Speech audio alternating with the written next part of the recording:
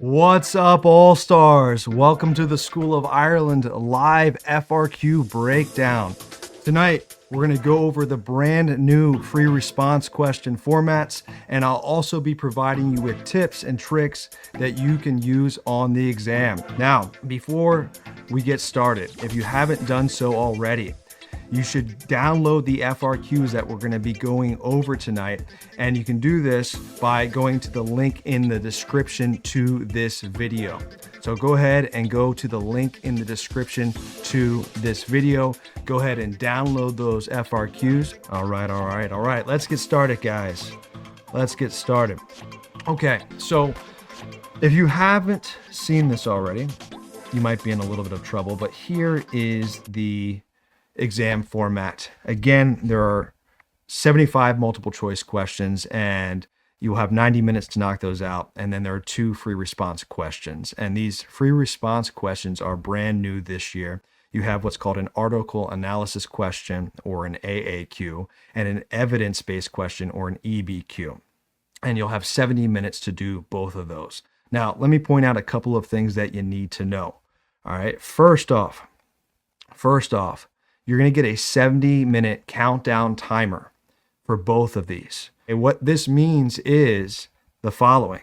One, you can move back and forth between the FRQs. There's no hard cutoff on, hey, you have to finish the AAQ up in a specific amount of time and then move on to the EBQ. All right, you can move back and forth between the two. But also, there are going to be no timed cues. In other words, no one's going to be calling out, hey, there's X amount of minutes left. Make sure you switch over from the AAQ to the EBQ. You need to know when to roughly switch over on your own. So how much time should you spend on both free response questions? Well, the College Board recommends that you spend about 25 minutes on the AAQ and about 45 minutes on the EBQ. And again, no one's going to call out, hey, there's 45 minutes left, 25 minutes have passed, you should move over to the EBQ. You just need to know that at about 45 minutes, it's time to move on. So let's start with the article analysis question. And just a heads up, we aren't going to read every single word of the AAQ or EBQ tonight. There's not time for that. But we will hit on the highlights, and I will present to you the highlights on the screen. But there's just not enough time to go through and read every single line, and that would be absolutely boring anyway. So what is the AAQ? The AAQ will provide students with one summarized peer review source. Students will be expected to identify research elements and interpret basic statistics presented in the article. Students will also be expected to explain whether the study can be generalized and how the article supports or refutes the psychological concept being explored in the study. So what is the basic AAQ structure? In other words, every single AAQ will have this structure, but the kind of specific directions within the structure will change depending on the AAQ. So the first thing that you have to do on every AAQ is identify the research method that the researcher used in the study. And we'll talk about these more in a minute, okay? For B, you have to state the operational definition of the identified variable. So they're going to say, state the operational definition of X. And then you have to go find whatever X variable is in the AAQ and then say, hey, the operational definition of X is, and then quote it, right? Or sometimes quote it, sometimes you have to kind of summarize it. It depends. So for part C, you're going to describe the meaning of an identified statistic. We'll explain more in a minute. D, identify at least one ethical guideline that the researcher used. E, explain the extent to which the research findings may or may not be generalizable. And F, explain how at least one of the researcher's findings supports or refutes the researcher's hypothesis or main focus of the study. So again, the structure is going to be the same for every single AAQ, okay, but there'll be subtle differences for each task. And you'll see examples of that tonight. Okay, so let's dive into A. Identify the research method used in the study. So here is how you should respond to this. The research method used in the study is blank. For example, the research method used in the study is a case study, assuming that's what the researcher used. You don't have to explain why it's a case study. You don't have to back it up. It's just a single sentence where you just state what the research method is. Now, what are our options for the research methods? Okay, you have these options here. On the left side, you have non-experimental options. And then on the right, you have an experiment. And then kind of outside the box here, you have something a little bit interesting called a cross-sectional and longitudinal study. And we'll give a brief overview of each of these. We're not going to go into a lot of detail for each of these because I went into a lot of detail during the Unit 0 live review covering research methods. But here's a brief overview of each of these, and then we'll practice applying what research method is found in the AAQ that you can download again in the description. So once again, a case study is an in-depth analysis of a single individual or a small group of individuals, typically focusing on a unique or rare case. So a quick example of this would be a guy by the name of patient HM who started having seizures after being knocked over by a bicyclist when he was younger. And these seizures lasted so long that he had to get experimental surgery where the surgeon had to literally suck out with a straw a part of his brain. And they sucked out a part of the brain called the hippocampus. And what ended up happening is his seizures stopped great, but there were severe side effects. And those side effects were he couldn't form any new memories. And because of this, he became one of the most case studied individuals in the world. Okay. He had a very unique case. He could not form new memories. Most people can. So that's unique. And it's because of him we've learned that short-term memory lasts only 20 to 30 seconds. And we've also learned things like the hippocampus is crucial for forming long-term memories. Okay, so that's a brief overview of a case study. You also have the option of putting potentially down a naturalistic observation. And this is a research method in which the researcher observes and records behavior in a natural setting without interfering with interacting with the subjects or manipulating the situation. So an example of this might be a researcher who gets permission from parents and a school. This researcher goes into the school, sits in the back of a classroom for, weeks on end, and counts up the number of students who use their cell phone in class. That's the example I have there. Or maybe he counts up how many times a student takes out their phone in class or how long students are on their phones on average. That's an example of a naturalistic observation, letting individuals act out their natural setting without being interfered with by the researcher. Okay, another potential option that you may have to put down is correlational research. Remember, correlational research examines the relationship between variables, showing how changes in one factor predicts changes in another without manipulating the variables.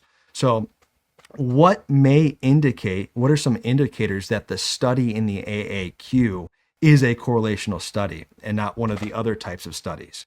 Well, you may see a correlational graph, these scatter plots here, right? Now, with that said, there are other studies that use scatter plots, such as I think like a meta-analysis could potentially use a scatter plot. So it's not guaranteed that if you see a scatter plot, it is correlational, but there's a strong indicator that it might be. Another indicator that the study might be a correlational study is if you see an R value or the correlation coefficient. Remember, the R value falls between -1 and +1, and it says the further you get away from 0, so the closer you get to 1, or the closer you get to -1, the stronger the relationship. So between 0 and +1, you'll see a positive correlation, and between 0 and -1, you'll see a negative correlation. And again, the further away from 0, the stronger the relationship. So let me throw this out there to you guys real quick. Some of you guys might already know the answer because this was on the Unit 0 review. Which of these two R values has the stronger correlation? R equals -0.86 or R equals 0.5? Go ahead and throw the answer in the chat. Which has the stronger correlation? What do you got there, guys? It's not 0.5. Thank you for being brave, Abigail. It's not 0.5.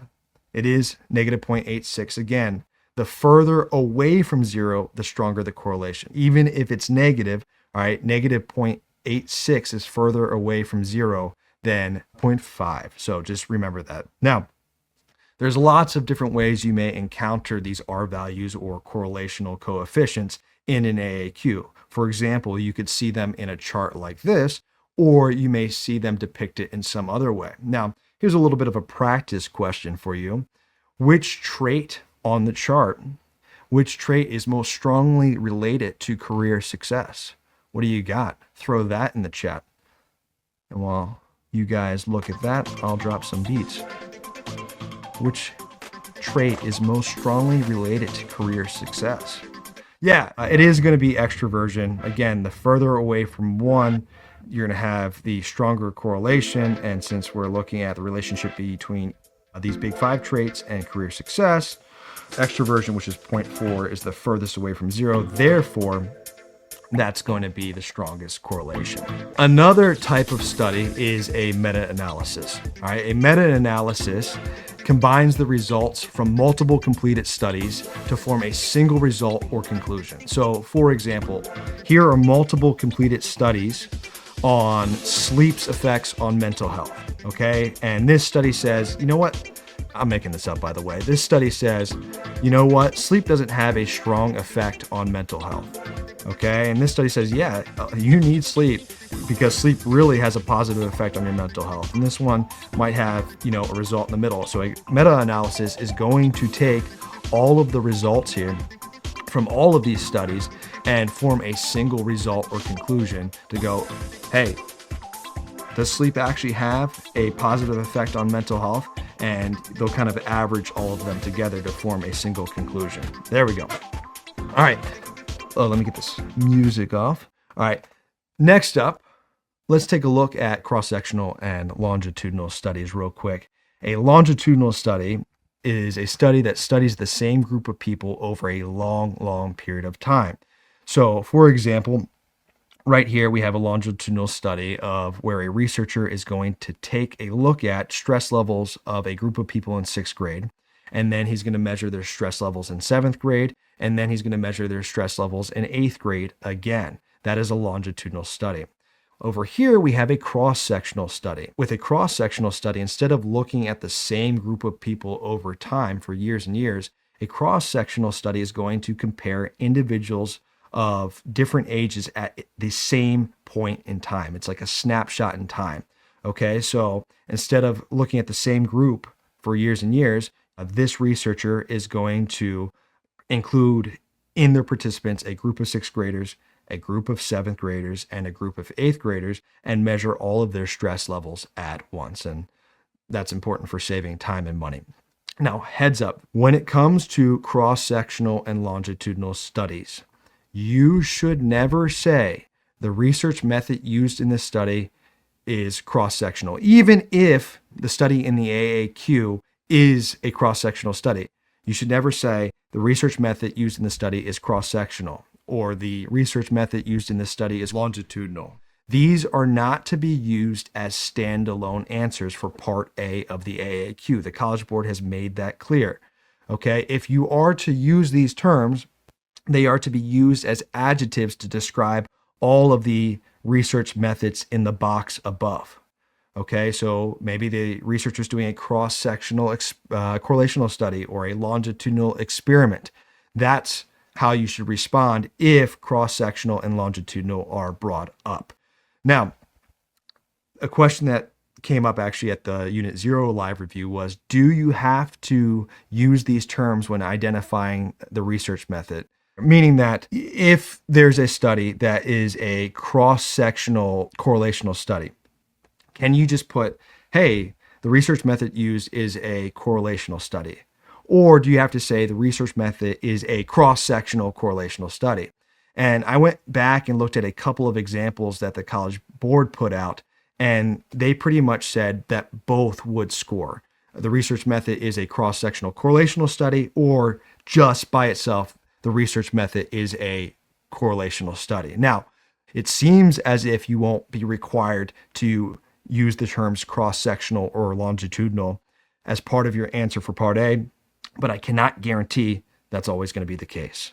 So just a heads up on that. All right. So our last research method that we're going to look at is an experiment. We're not going to dive into all the details. If you want the details, again, watch the Unit 0 review. But an experiment is a research method in which an experimenter can determine cause and effect Remember, it's the only type of study that can determine cause and effect through the manipulation of the independent variables and the use of random assignment. So, what is the manipulation of independent variables? Well, that is when a researcher makes a change in the variables it gives to its participants. So, for example, in most experimental studies, you're going to have at least two groups, an experimental group that gets the drug or treatment or stimulus, and a control group that does not. They typically get a placebo for comparison purposes. So when it comes to manipulating the variables, if we're looking at a study that looks at the effect of caffeine's effects on test scores, okay, the researcher would manipulate the amount of caffeine that each group got. So the experimental group might get a 12-ounce can of Coke with 30-some milligrams of caffeine in it, and the control group would get some sort of placebo like caffeine-free Coke without caffeine in it. And that's what it means to manipulate the independent variables. And then real quickly, random assignment is a technique that's used to make sure that the representation or the makeup of both the experimental and control groups is roughly the same. So what's going to happen is a researcher is going to ensure that confounding and subject variables have the same chance of showing up in both groups, both the experimental and the control group. And this limits the effects that they would have, those confounding variables would have, if the representation of both groups was not the same. So again, the purpose of random assignment is to make a comparison between the groups, and that comparison can only be made if both groups are the same. And that's why you use random assignment. If you don't know what that means, again, check out Unit 0 Lab Review.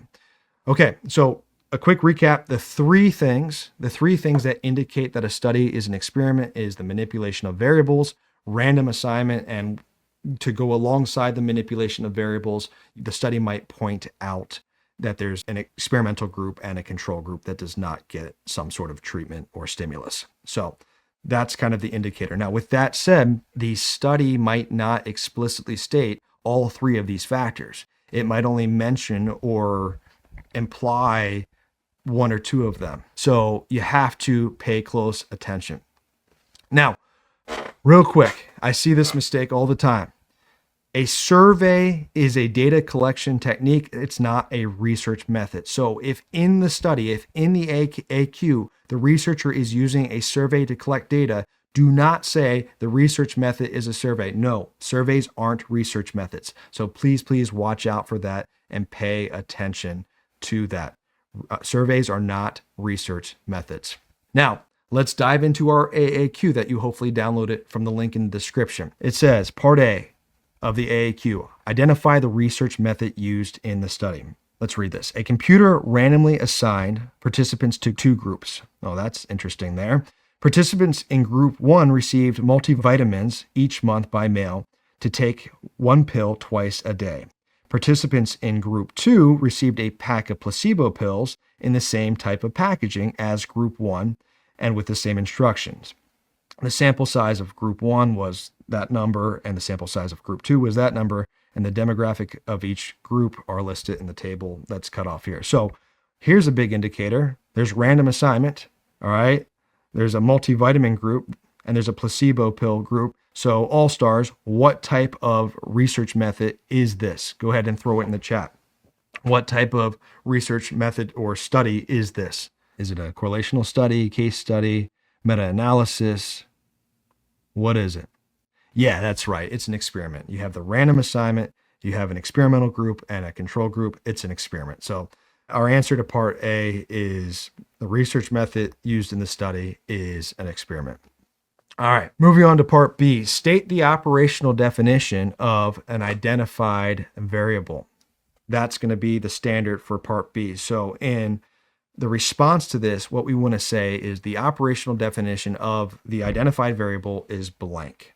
And oftentimes you can quote, but not always. And remember, operational definitions are just very detailed descriptions of the variables, steps, and procedures in a study. And they're important because they allow a researcher to replicate the results. Okay, you want someone else to come along, follow the same exact steps. That's the purpose of operational definitions, so that the results can be replicated to confirm the original study. So going back to our AAQ, state the operational definition of executive functioning. That's what part B wants us to do. So once you got it, go ahead and throw it in the chat. I'll read this to you in the meantime. To measure executive functioning, participants were first shown one set of items and were then shown a second set of items. They were asked to identify whether the items in the second set of items were the same as or different from the first set of items they were shown. Participants earned higher scores the more quickly they correctly identified whether the items from the second set of items were the same as or different from those in the original set. So, based off this, what is the operational definition of executive functioning? Go ahead and throw that in the chat. And I just want to say something real quick, and I might say it again tonight, but half the battle with answering these AAQ questions is finding the location of where the answers are to all of these questions. You got, I think, questions A through F, and a lot of times it's just hard finding them. So we're kind of cheating here because I'm giving you the location of them, and you have to identify from the location I give you what the answer is. But it is a little difficult to identify the location of some of these things. So we found executive functioning. All right, that's a good start. All right, and we're going to look at this last sentence here. Participants earned higher scores the more quickly they correctly identified whether the items from this second set of items were the same as or different from the original set. So we can say that the operational definition of executive functioning, that's how you start off your sentence, is if the person was able to identify correctly the second set of objects shown as being different or the same quickly. That is your operational definition. That is your operational definition. SAMU, that's a good operational definition there. Great job. Great job. So, another correct answer that the College Board took on this one is the operational definition is the scores on the executive function test. It is a little more simplified. I usually tell my students to kind of go with the more detailed answer that you see here, but that also scored the point on this one. Okay, for part C, you were supposed to describe the meaning of an identified statistic. Well, what statistics might you encounter? Well, I took a screenshot for you directly from the College Board, and they said, here are the statistics that U.S. students may encounter. You got the mean, median, mode, range, standard deviation, percentile rank, skewness, correlation, coefficients, effect size, statistical significance. And again, if you want to know about these things, go back and watch my Unit 0 review video because we dive into all of those things. So how do we answer this question? The blank indicates that blank. Well, what do you mean, Mr. Ireland? So for part C on our AAQ, it says, describe what the difference in means indicates for the immediate recall task for the multivitamin group as compared to the placebo group. Okay, so what we would say here is the difference in means indicates, we're just restating the prompt here, the difference in means indicates that what? So here we go. I've located the text where the correct answer is. Let's find out the answer together. So once you got it, throw it in the chat. Compared with participants taking a placebo, participants receiving the multivitamin had significantly greater improvement in the recall task at the end of the first year. Performance on the immediate recall memory task in Group 1 improved from a mean of 7.1 words at the baseline to 7.81 words after 1 year of taking the multivitamin, an improvement mean of 0.71. All right, so here's Group 1. This is the immediate recall memory task group. Their average was 0.71. In Group 2, which received the placebo pills, performance on the immediate recall memory task improved from a mean of 7.21 words at the baseline to 7.65 words after 1 year, an improvement mean of 0.44. So Group 2, that's the placebo group. Hey, it's an experiment. There you go. Their average was 0.44. So what is the answer to this question? Describe what the difference in means indicates for the immediate recall task for the multivitamin group as compared to the placebo group. You should answer this. The difference in means indicates that The difference in means indicates that what? Yep, the difference in means shows that the multivitamin group had better recall than the placebo group. All right, Beetlejuice, love that answer. Love that answer. Okay, moving on. For part D, identify at least one ethical guideline applied by the researchers. Well, what are your ethical guidelines? What are your options? Well, before we get to that, I forgot about this. This is how you should respond to this question. The ethical guideline that the researcher used is blank. It's a statement. You don't have to explain why. You don't have to defend it. Okay, it's just a singular statement. So here are our options or ethical guidelines. The first option is an institutional review board. Well, what does this mean? It means that before a researcher completes a study, they write up all the steps and things they want to do in the study, and they submit it to an institutional review board who's going to make sure that the researcher is going to follow all of the ethical guidelines throughout the study. And this is true of human research and animal research as well. So that might be one of your options. The research method used in the study is an institutional review board, of course, only if it states it in the AAQ. All right. Another option, informed consent, is where a participant realizes and understands, hey, I'm going to take part in a study and I agree to take part in this study. So informed consent applies to people over 18 and informed assent applies to people under 18 or minors. So that's another option.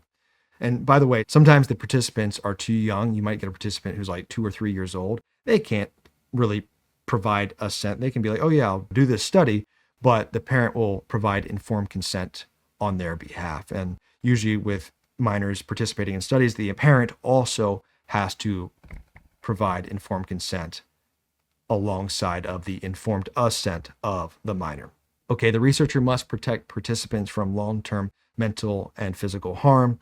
The researcher must protect the confidentiality of the participants. They must keep the participants' results anonymous so that no one else can figure out who they are.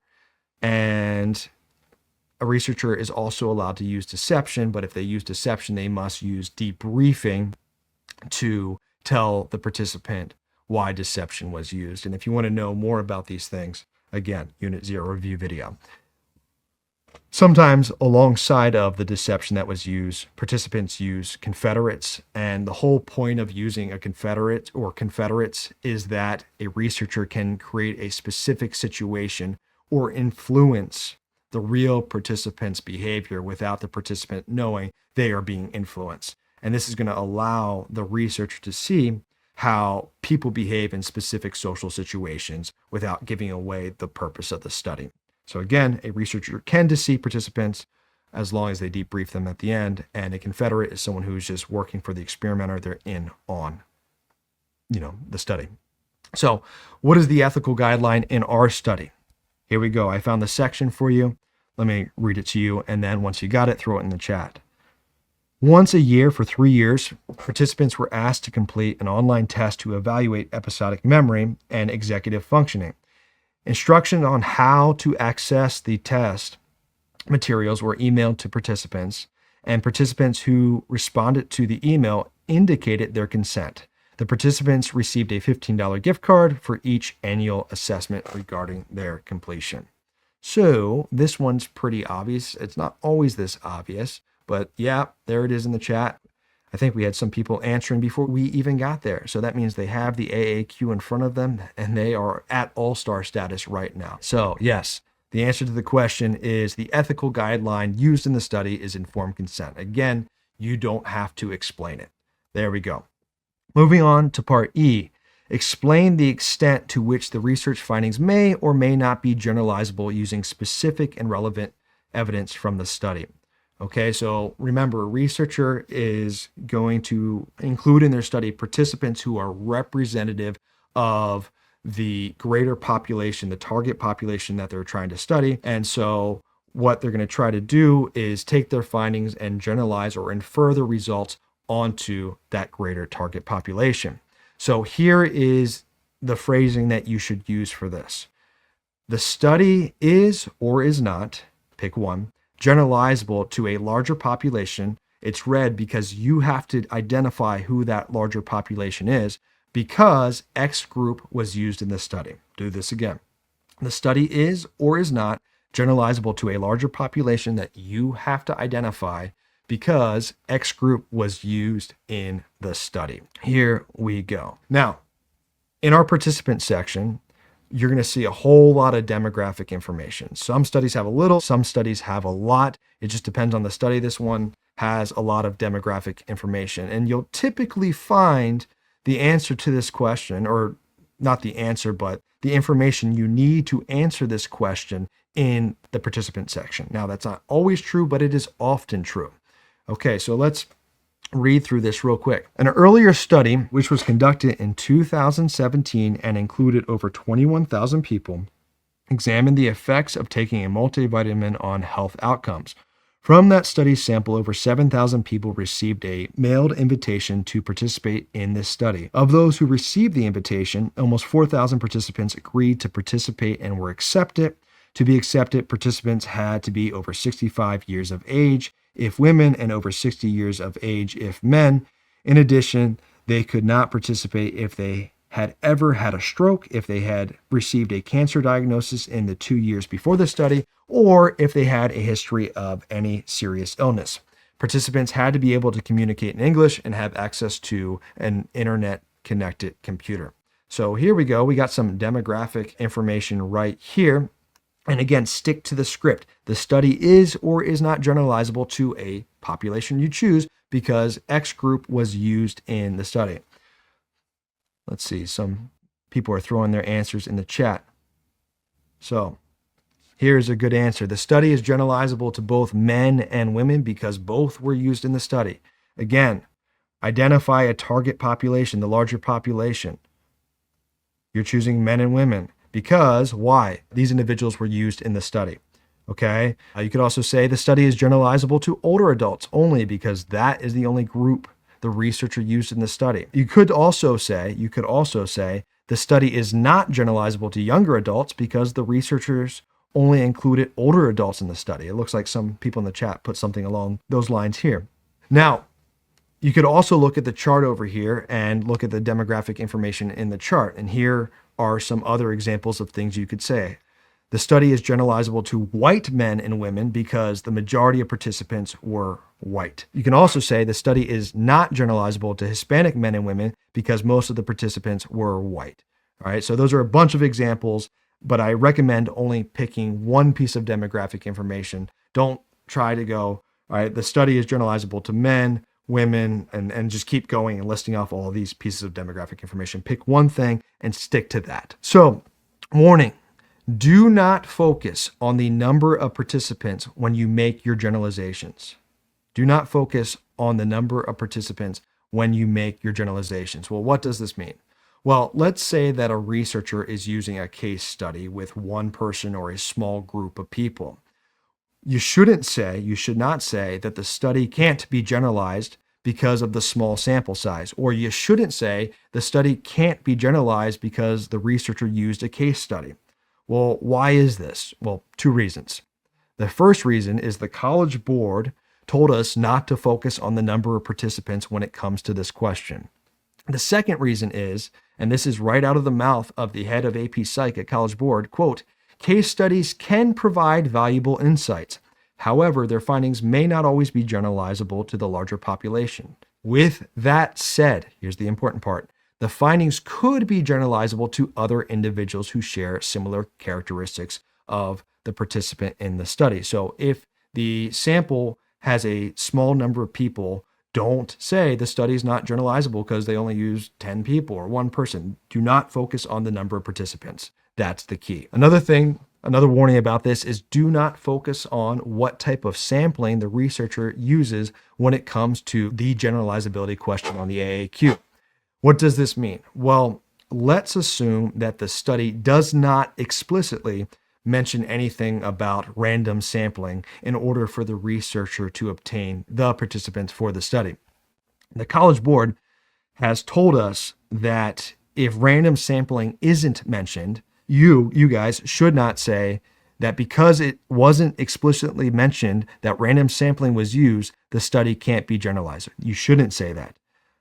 All right, that's not what the College Board is looking for on this question. All right, so again, if in the AAQ it doesn't explicitly mention random sampling, don't go, oh, they can't generalize the study. No, that's not what the College Board's looking for here.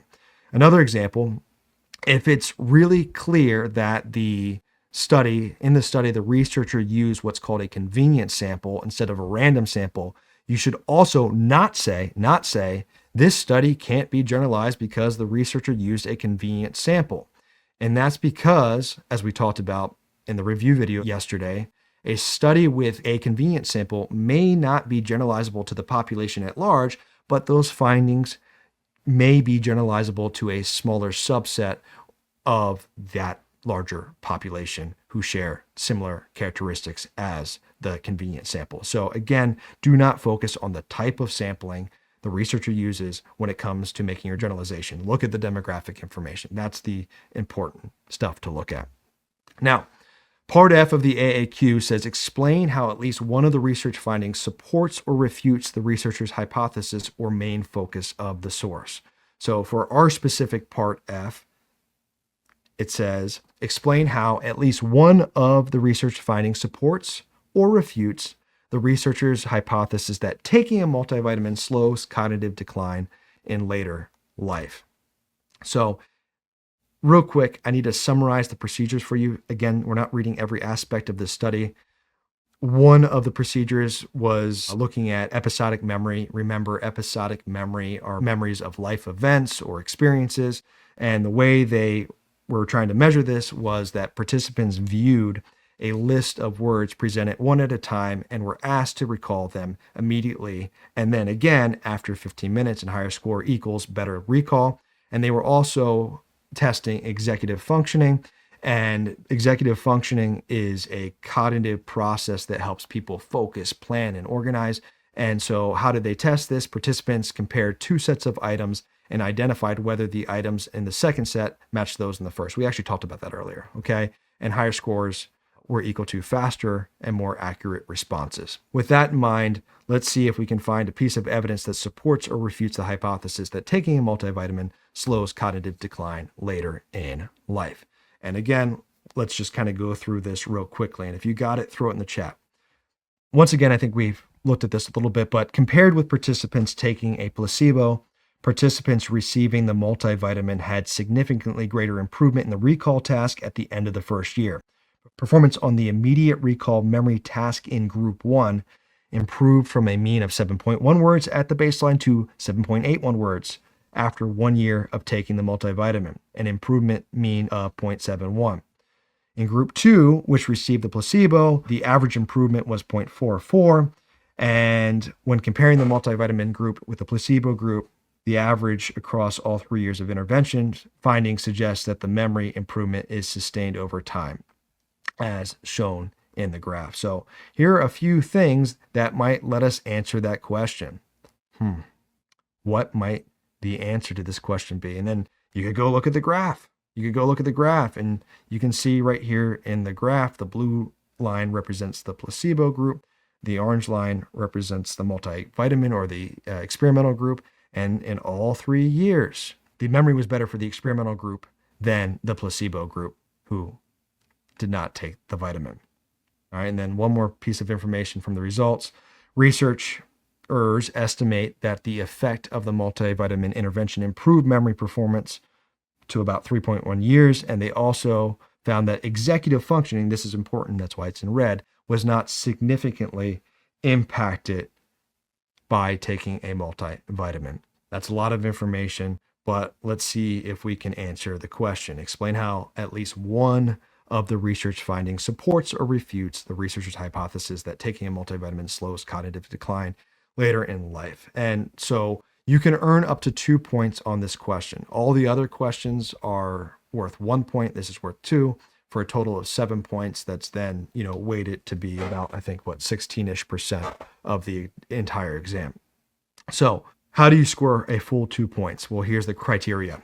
The response must use a specific result from the study to explain how the results support or refute the psychological concept or hypothesis in the question, and that interpretation must be accurate. So here's how you should format your response before we get into what the response looks like. And this is just a recommendation from the College Board. And as you'll see in the College Board responses from their key, they don't even follow this format word for word, but this is a recommendation from them. So you can take a look at that and potentially use that as kind of a guideline for answering part F of the AAQ. So here's a response that would earn 2 points. The study shows that older adults can delay some cognitive decline if they take a multivitamin because it seems to improve episodic memory. Notice that it improved episodic memory, but we highlighted in red that it did not improve executive functioning. So that's important. When you're interpreting the results, you can't say it completely improves memory because it did not improve all aspects of memory. Another response that would score is the study shows that taking a multivitamin does not totally prevent cognitive decline in old age because executive functioning is not significantly improved by taking one. So that response would also score 2 points. All right. And then why might an individual only get 1 point on this? So you can get 1 point or 0. You get 0, 1, or 2 points. But here is the criteria for 1 point. The response uses the results of the study, but does not explain how the psychological concept or hypothesis is supported or refuted. Or the response explains that the psychological concept or hypothesis is supported or refuted, but does not use any of the results from the study. So responses that earn 1 point, here are the decision rules and scoring notes. The response proposes that the evidence alone is sufficient to demonstrate that taking a multivitamin slows cognitive decline in later life without additional explanation. The response uses at least one of the research findings to explain how taking a multivitamin slows cognitive decline later in life. However, the interpretation of the results of the study includes some inaccuracies. So here are examples of responses that earn 1 point. And you guys can, if you want to, just, pause the video on the replay of the video and just kind of read over each of these, and it explains why each of these only earned 1 point instead of, a full point. So we're not going to dive into this because you should be shooting for 2 points anyway. Why shoot for 1 point?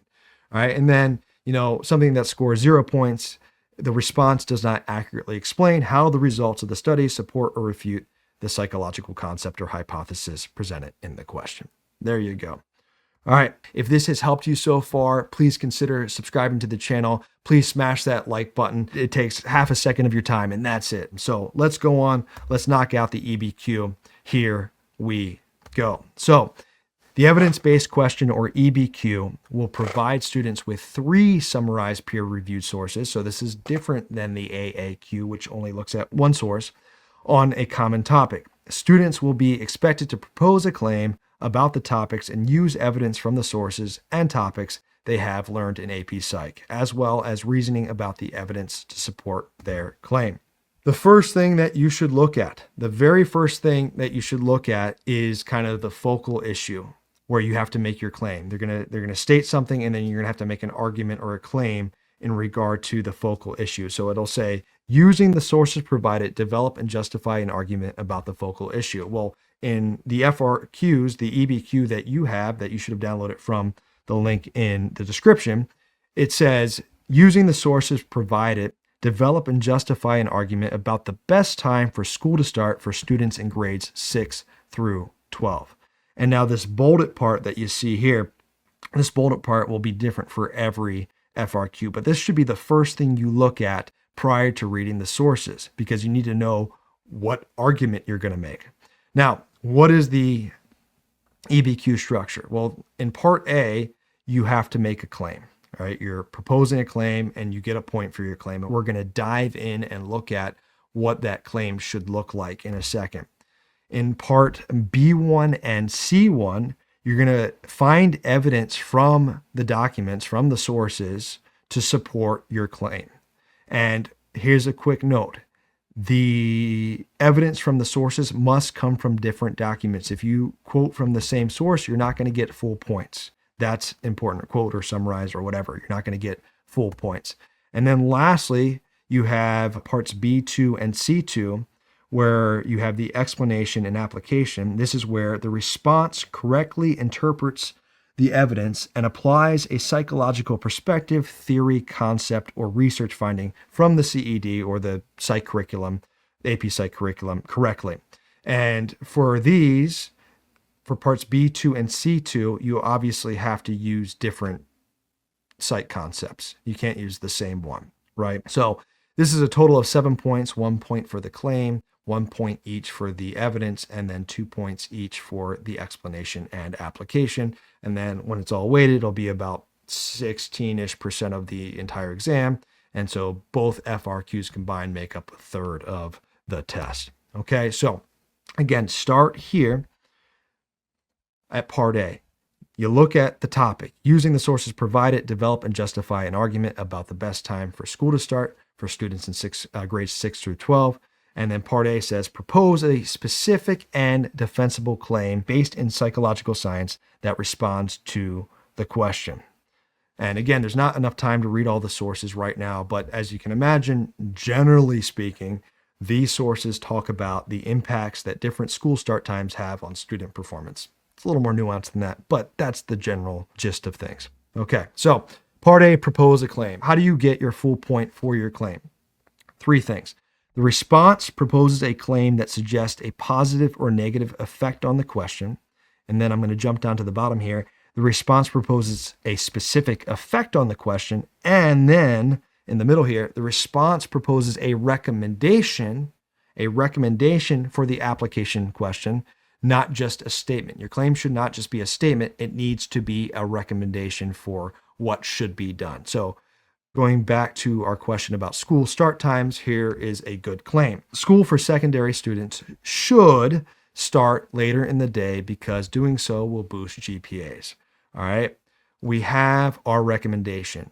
School should start later. That's what we're recommending. And then we got to find a specific effect that has either a positive or negative effect on the claim or the question or the topic. Why should we start school later? Because doing so will boost GPAs. That's a good claim right there. Here are some other options that would have scored on this one.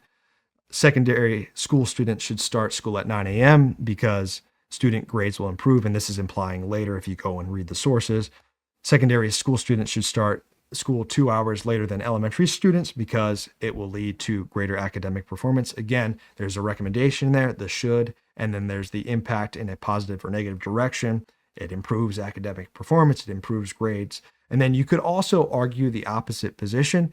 Just make sure, if you do argue the opposite position, that there is enough evidence in the sources to support that opposite position. And my recommendation to my students is take the path of least resistance. Take the easier path. A lot of these sources, I'm not talking about specifically the ones you're looking at in front of you, but a lot of the EBQs, a lot of the sources from the EBQs will kind of argue both ways, or you might have one study that argues one way in the positive direction. You'll have another study that argues in the negative direction. You might have a neutral study. It just depends. All right. You might have all positive studies or all negative studies, but it's just a mixed match of things. So how could you argue the opposite? You would say school for secondary students should start sometime before 8 a.m. And you would want to talk about the impact on that. And that's kind of saying school start time should be early, right? Not later. So that's the claim. Then we move on to part B1. Support your claim using at least one piece of specific and relevant evidence from one of the sources. Okay, so this is data interpretation. You need to understand how to read through a study, and now you got to interpret data and take that data and apply it to your claim. Now, when you do this, this is very important. Please follow the College Board citation rules. You should either use a parenthetical citation or an embedded citation as seen there. And in a minute, I will give you an example of what both of these should look like. If you do not cite correctly, you do not score. I'll say that again. If you do not cite correctly, you do not score. So that's an issue. And what I mean is if you're missing your citation, you do not score. And you may potentially lose points if you don't follow their specific format. But if you don't include a citation, 0 on that question instantly. And we're going to see how strict they are if you just kind of don't follow the formats that you see on the screen here. All right, so we got to provide evidence that school start time should be later. And you can earn a point for this. How do you earn a point? You're going to use one piece of correctly cited, specific, and relevant evidence from one of the provided sources.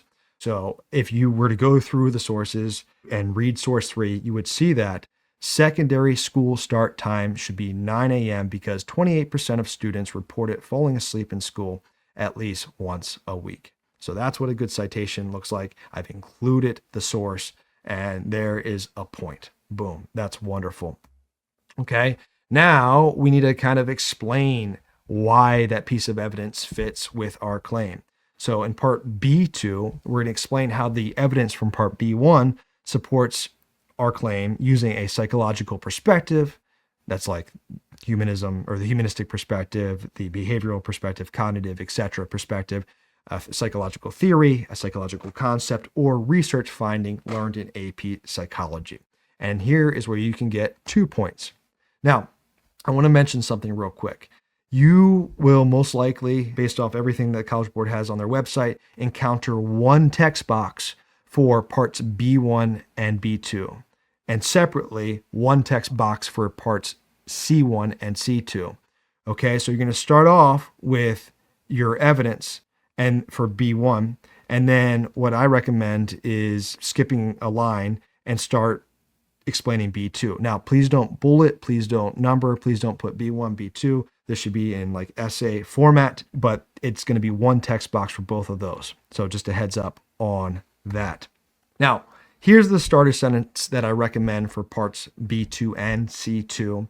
And you should use this. Why? Because you need to tie your evidence back to your claim. I've seen a bunch of students talk all about the evidence, and they include a wonderful psych concept, but then they don't relate it back to their claim, and then they don't score, or they don't get full points. So make sure you tie your evidence back to your claim, and this is an easy way to do it because it gets you in the right mindset. The evidence from B1 supports the claim that restate your claim, school start time should be later because, and then explain it, and then put in a psych concept and explain how that psych concept relates to the evidence in the claim.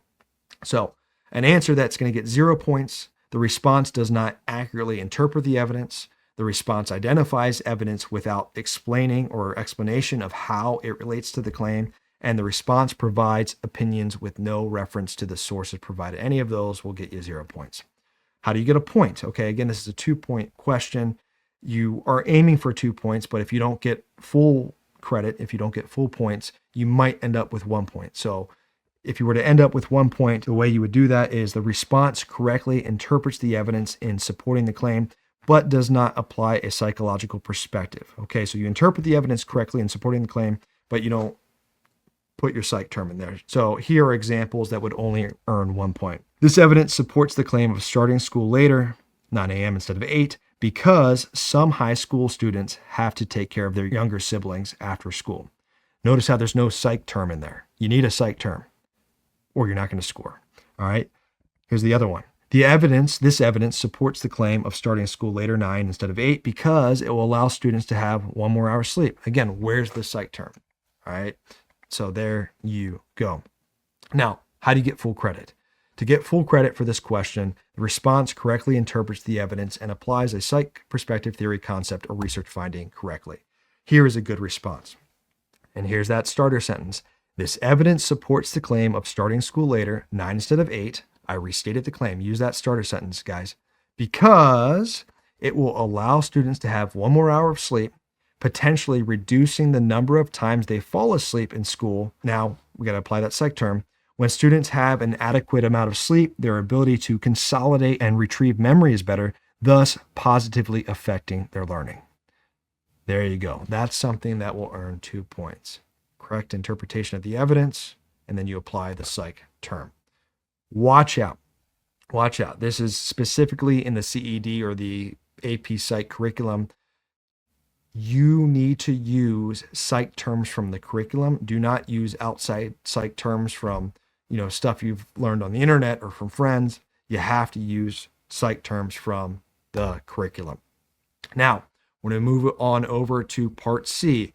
And part C mirrors part C1, mirrors part B1, except now you have to use a piece of evidence from a different study.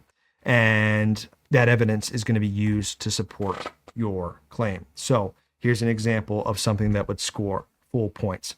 According to source one, students earn higher GPAs when schools move to a later start time. Boom. There you go. That's a good piece of evidence that supports our claim that schools should start later. And then for C2, once again, the response correctly interprets the evidence and applies a psych perspective, theory, concept, or research finding correctly. But this time around, the psych term or key concept or whatever those options are there has to be different than what you put down in B2. In B2, we talked about memory consolidation and sleep. And here we're going to talk about executive functions. And here's a recommendation. I think you'll be able to bold on with the app that you're going to use from the College Board. I'm not 100% sure, but I recommend bolding your key psych concept or term. It's going to help you and it's going to help the grader, and a happy grader is always a good thing, right? It can't hurt, right? So this evidence supports my claim because later start times allow students to get more sleep, which enhance executive functions such as attention, planning, and problem solving. And sleep is crucial for these processes, and insufficient sleep can impair executive functioning, making it difficult for students to concentrate and retain info. By allowing for more sleep, later start times improve students' executive functions, which is reflected in the higher academic performance or GPA observed in the study. Now, here's a recommendation that I make to my students. I recommend defining the key term. I think it helps. I think it helps the reader see what connection you're trying to make. They're looking more at the application. The College Board has stated, quote, definitions alone are not sufficient to score. However, a good definition can support an application. So I recommend to define and apply the key term. Now, here are some additional tips for the EBQ All-Stars. First off, you cannot use psych concepts for B2 and C2 found in the sources. So for example, if in one of the sources, source 1 through 3, if it mentioned executive functions at any point, I wouldn't be able to use executive functions as my answer for part C2. Okay, so any psych term that's found in the sources, you cannot use that as your key concept for parts B2 and C2. And here's another important one that I see people making this mistake all the time. In general, in most cases, stay away from using research method terms for parts B2 and C2. Okay, you don't want to say, hey, here's a piece of evidence for, part B1, and for part B2, hey, this evidence was a correlational study. And correlations, there's your research method term. No, the College Board wants you to use like a psych-specific term here in most cases. So try to stay away, generally speaking, from research methods terms. There might be an exception to the rule, but in most cases, you're not going to use a research method or data analysis term for this part of the study. So that's it, All-Stars. That's it, Psychology Scholars. If you've learned anything new, or if you feel more prepared for the FRQs, be sure to smash that like button. And also be sure to hit that subscribe button, because I'm hoping to do a few more. We'll see. I'm hoping to do a few more live reviews before the test. And by subscribing to the channel, you can get notified about upcoming videos. You guys are all stars. Thanks for tuning in. Go dominate that psych test. Catch you later.